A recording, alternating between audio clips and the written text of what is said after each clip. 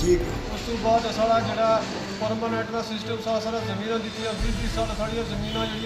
Government ने अपने इस्तेमाल की और अस अपने बच्चे ने गले काट के उन्होंने दिते स्कूलों कटे जा रहे अस दवाइयां वास्ते पैसे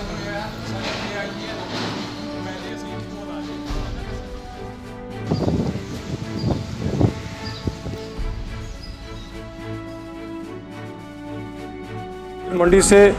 पीएचई डिपार्टमेंट से डेली वेजर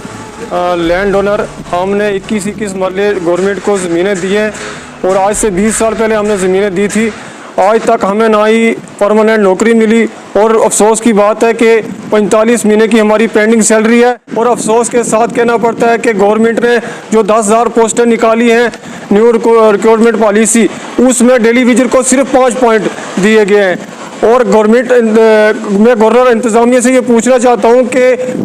25 साल जिन लोगों ने अपनी ज़िंदगियाँ दे दी डिपार्टमेंट को, आज उनको घरों में राशन नहीं है, उनके बच्चे दर बदर हैं, उनके बूढ़े माँ बाप चेहरे दवाई के लिए तरसते हैं, आज उनको 5 पॉइंट दिए जाते हैं। यहाँ भी तहसील मंडी में ये प्रोटेस्ट रखा गया है। ये प्रोटेस्ट तब तक रहेगा जब तक ये हमारी पेंडिंग सैलरी और परमानेंट जॉब नहीं मिलेगी। हमारी यूनियन की तरफ से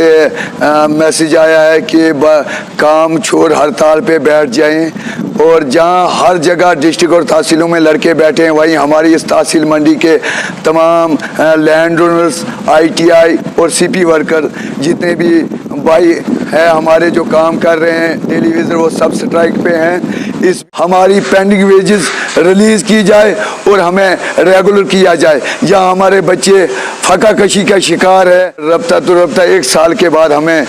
कोई त्यौहार आता था तब सैलरी दी जाती थी, लेकिन जो पिछली ईद गुजर चुकी है इस पे भी हमें सैलरी नहीं मिली, जबकि सैलरी हमारी आई हुई है। हम सरकार से यही अपील करना चाहते हैं कि सर एक तो हमें रेगुलर करें, 1 कुनाल 1 मरले ज़मीन दी है, दूसरा हमारी जो पेंडिंग वेजेस है वो रिलीज़ की जाए।